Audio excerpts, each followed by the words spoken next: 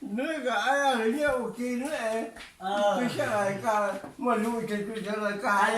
Nhắm mơ hát chứ đó. Ui ơi cho chứ là nó đây. Ui ơi cho chứ ha, ui cho bà không có thế.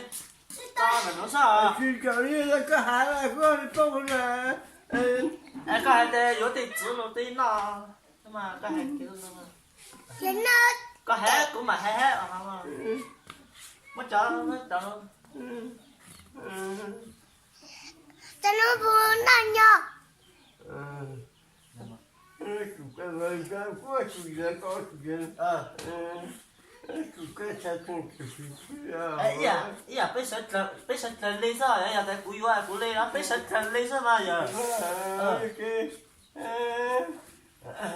Dạ bây giờ kể đi á.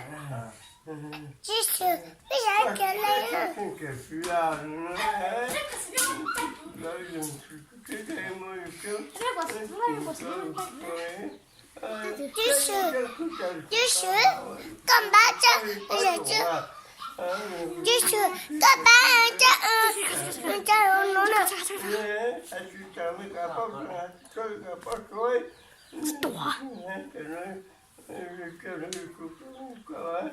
Bao ngoài cuối gì này cuối quá tôi là đào mà cái kia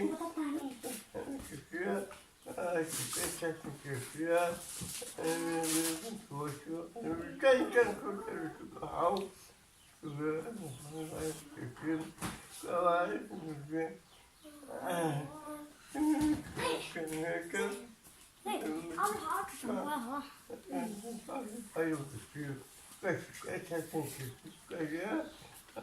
Bisa saya tidak mau ya, sudah hantar tas. Anak kan, anak kan, jadi anak kan, kan,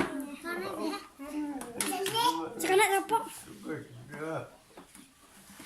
Cilek, Ồ, xong xe không lọt à, xe đó. lau. Món chỉ đi bóc.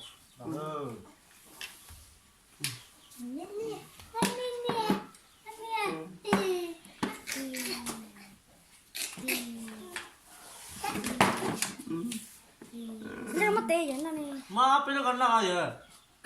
Con nào chạy ra mòn nữa này, mua mình nào sao? Nó kia mua mình nào? Cái gì mua đấy? Bây giờ hình gì mình nói rất to chứ hả? Mình nói to chứ là nó. Mà nó nhá chị ạ. Hay gì nhá, ôi giời.